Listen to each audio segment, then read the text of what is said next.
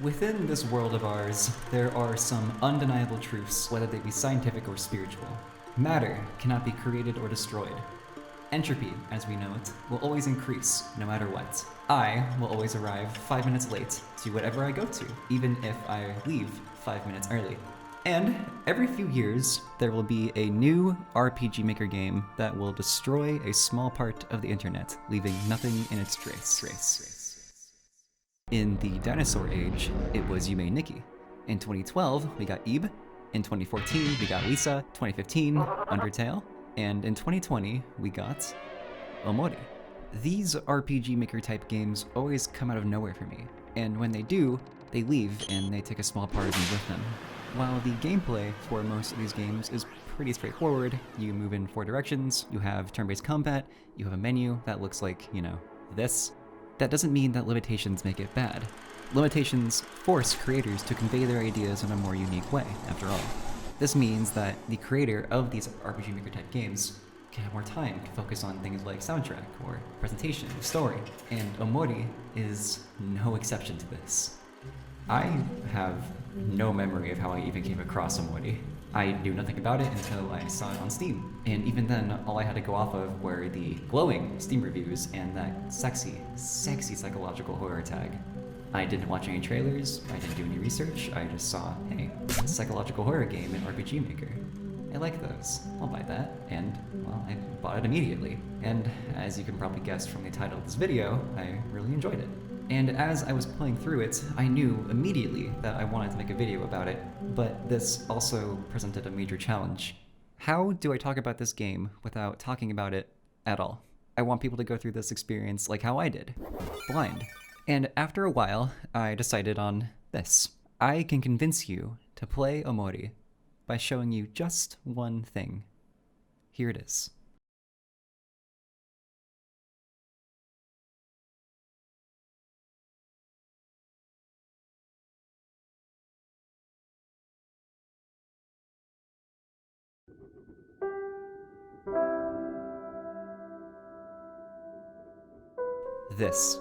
This right here tells you literally everything you need to know about Omori. I'll get back to why in a bit, but until then, I want you to keep this question in your mind. What makes a good title screen? I will gather all your responses after class, so no slacking, this is for credit. And trust me, I know what you must be thinking. Hey, this is cool and all, but I expected you to talk about Omori for the PC, soon coming to Nintendo Switch and other platforms, stay tuned. And now you're gonna talk about title screens? Who are you? Why does this even matter? You think you could just waste my time like this? I'll scrape your eyes out. And okay, yeah, it was all a trick. I've deceived you, but it's an important lesson. Now sit back down and pay attention. You're justified in thinking why title screens matter. They seem like such a trivial thing to talk about, because it's easy to see them as just a loading screen with more steps. The title screen acts as just another annoying obstacle that we need to pass in order to get on with our entertainment. So why even bother having these troublesome, trite, trivial trickles into the game at all, then? I've heard that there's this old film adage that states that the very first shot in your film is the most important one. I don't know who said that, but you can take my word for it. Please, I have nothing to lose except for your viewership. I need to feed my kids. You can see how this makes sense from a film perspective, right? A talented filmmaker knows how to use their opening shot to establish some crucial aspects of their film, mainly atmosphere, tone, and a sense of intrigue. It should force the viewer to ask questions and pay attention. They should be struggling to breathe because they are drowning in atmosphere. Most importantly, the opening shot must make the viewer feel like they want more of what they're seeing. You've already booted up the film on your laptop or gone to the theater. The obstacles to the experience are over. The first shot is not an obstacle to clear then. The first shot is analogous to cresting a hill. You've reached your destination. Now, sit down and enjoy the view. I wager, therefore, that the title screen should be treated like the opening shot. Take a moment the next time you start your favorite game and really look at that title screen. A good title screen, or an opening movie if the game is frisky, should tick off the same boxes that a good opening shot does. It should establish some atmosphere, make the viewer ask questions, and get some tone going. But my game machine is all the way over there, and I'm all the way over here, and Shush, it's okay. I hear you. I am receiving your energy, and I understand, my dear child. Rest, because I came prepared with some examples of my own. While we go over these, keep in mind that I'm not like a cool designer or anything, so I don't have any insight onto the technical, aspects of design and anything like that. I just think these title screens or opening movies are neat. And with that, here we go. Listen, I know, I'm sorry. Everyone likes this title screen. Call me cliche, but this is like the child prodigy of title screens right here. Like, look at it, man. It does so much right by doing so little. It's amazing. There's no flashy start icon, there's no logos, there's nothing except for a disintegrating wall being reclaimed by nature while the main theme plays in the background, softly. And oh my god, the subtle sound effects, whoo boy, the subtle sound effects! The gentle breeze pushing the curtains limply around in the background, the insects buzzing, it all just envelops you in this lush, unwittingly abandoned world that is The Last of Us. I'm only going to mention 1, 2, and 3 because they tell a story as you progress through them. What Sora carries tells you where the story is going to take him. In the first game, it's a stick because he's just starting out, he's a rookie. In 2, it's some sea salt ice cream because he's going to meet Roxas and the organization who are obsessed with that ice cream for some reason. And in 3, he's carrying the Pow Pow fruit, which foreshadows something that I can't talk about. Sora is almost always in water too, which has been a consistent symbol for darkness in the games. The Dearly Beloveds also go through their own progression too. It goes from simple and melodic in the first game to slow and contemplative in game 2, and to sweeping and grand and conclusive and all that in the third game. You're gonna hear waves in the background too, a reminder of Destiny Islands. 2 is my favorite, but 3 carries the most significance for the series, I think. The title theme is just so triumphant, it's a call to action. It knows just how long you've been waiting for this game to come out, and it's inviting you in to have you experience this amazing conclusion to the Darkseeker saga.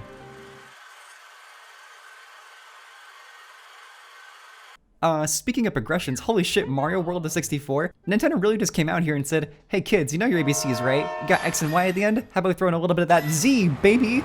Like, whoa! Mario Head, 3 dimensions! He has a voice now? Look at me, I can poke him and I can prod him and I can do this, I guess. Whatever. Anyway, technical progression aside, these title screens are just fun. They're both just so happy and joyful and childlike and exuberant, and Mario is just looking at you like, yeah, I know what I'm worth. Sunshine and Galaxy aren't as marvelous as the previous 2, but they have their own merits. Galaxy has the cool music and the nice deep blue and the uncaring void of space. Sunshine has silence and, seagulls? And waves in the background. And really nice light blues and tropical colors. It's good. Also, the logos, they got stuff in the words. Sunshine is waves and Galaxy is void. It's a nice touch, you know?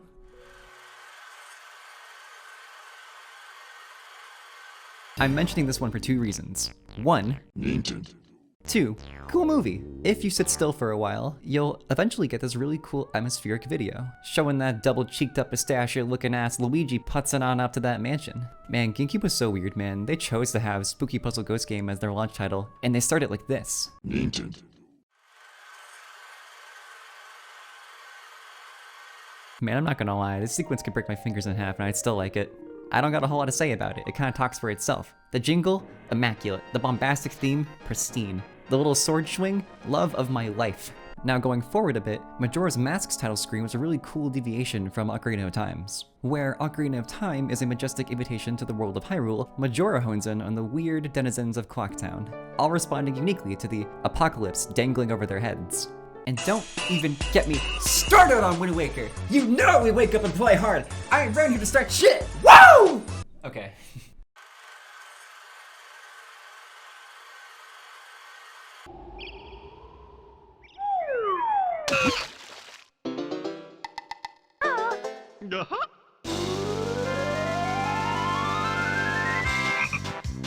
Ah yeah, that's the stuff right there. While the actual title screen for Banjo is just gameplay, the opening makes up in spades for that as a first impression. I don't really even need to say anything else. Like, if you know, then you know, you know? What a lovely game Cuphead is. A lovely game with a lovely title screen. It just fits the classic corny opening stints of old cartoons so well that it makes a grown man want to cry. From introducing you to the fluid, meticulous art and the whimsical, goofy 1920s barbershop quartet laden and big pan soundtrack, this is a solid title screen all around.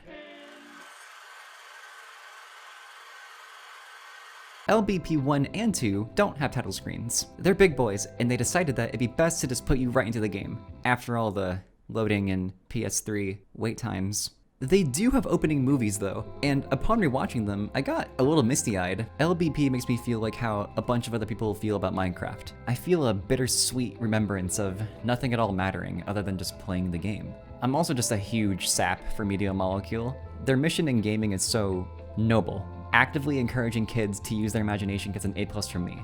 And that message is perfectly encapsulated in these opening movies. Godspeed, Sackboy. Like The Last of Us, Celeste's title screen's genius is in how much it doesn't need to do. Celeste is a game about climbing a mountain. Your ultimate goal stares at you in the face every time you open the game. The scattered piano keys and surging bass help add to the quiet yet still intimidating and powerful presence of this monolith looming above you. And the little reflection effect may not seem like much at first, but as you play the game more, you realize that the mountain isn't the only thing you need to climb over. I'm gonna be honest, I've never played Stardew Valley. It's been in my library for 6 million years and I've never once turned it on. I know everything I need to know about it just from pure osmosis, but really, like, how much is there to know? It's a farming game, and the title screen is fully aware of that. The scenery and the music are so calming and rustic, and the way the camera pans up just screams to the player, "Well, howdy hey, buckaroos, time to rise and shine. Y'all ready to plant those crops?" Hey, check out how hard I can cry.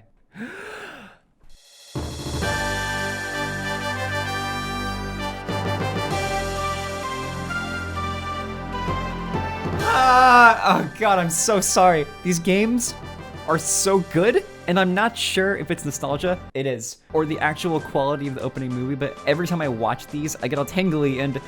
okay, check your bias. Your bias is showing. Deep breaths.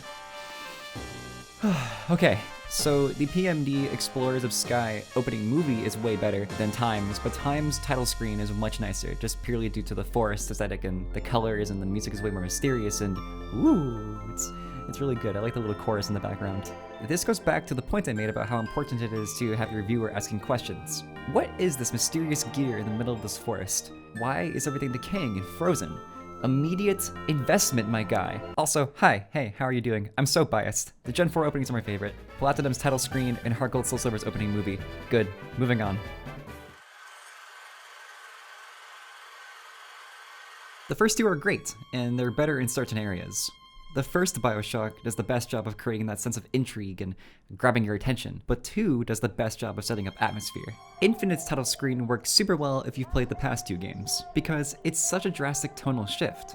Seeing the sun head-on in a BioShock game is weird, unless you get to the endings for both of them. So that heavenly sunshine with that crackly, carefree gramophone in the background does a wonderful job of setting Infinite apart from its predecessors.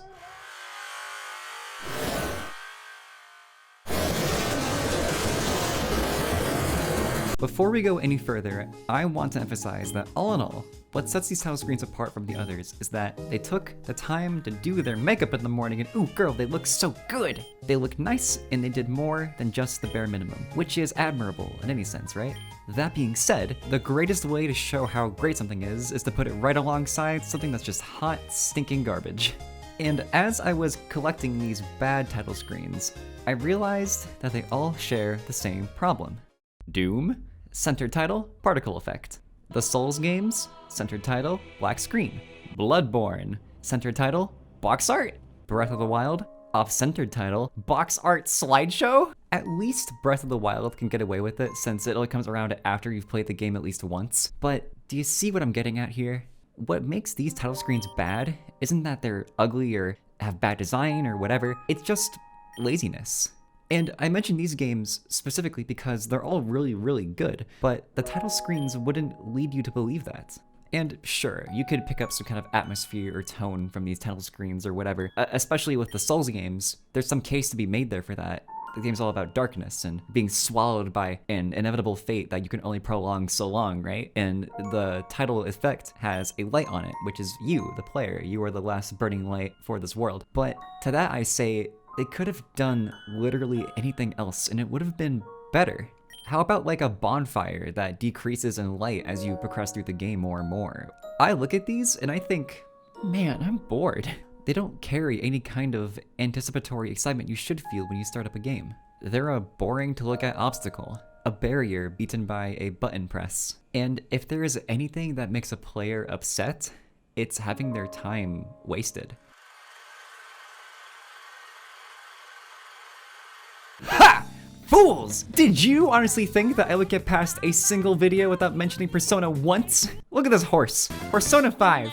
Now look at me, beating this dead horse. Okay, sorry, but like, you can't look at me in the eye and tell me this shit doesn't rock. It even carries the momentum after the opening movie. Bunch of rebellious teens loitering on the subway, that funky fresh phantom bass line in the background, the let us start the game on the monitor, the poses. God, I'm gonna have an aneurysm. Section over. Okami? That's a 5-letter word, starting with O and ending with I. That sounds vaguely Japanese. Despite what I said earlier about laziness, laziness does not equal simplistic. Once again, you can say a lot by doing a little bit. Look at Last of Us and Celeste again. Maybe Dark Souls, I don't know. I'm ready for comments to tear my ass open about that one. But anyway, Okami's title screen isn't much different in that regard. The Japanese paper texture, the light inky brush strokes, the calming music, it all contributes to the massive celebration of Japanese mythology and culture that Okami really is. There were 2 reasons I wanted the penultimate title screen to be Okami. The first being that Okami and Omori look really similar and I thought it was funny. And the second bears repeating. You can say a lot by doing very little. And that's why I think that Omori's title screen is my favorite. It tells you everything you need to know about the game just by looking at it. The millisecond your eyes register it, your brain starts asking questions. Who is this boy? Why are his eyes so vacant? His 1,000-yard stare.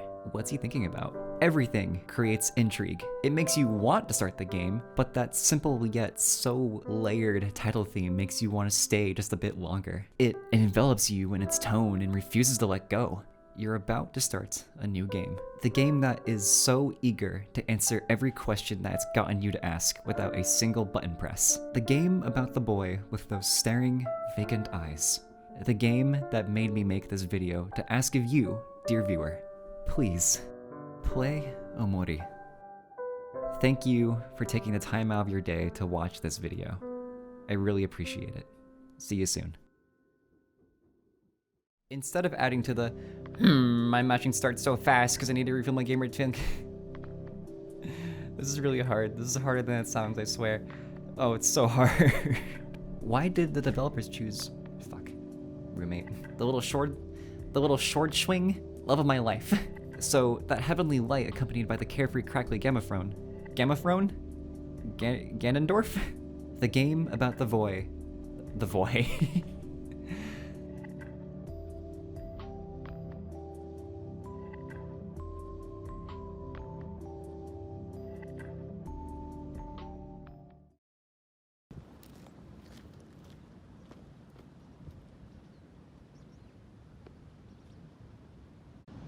You're not in the frame anymore.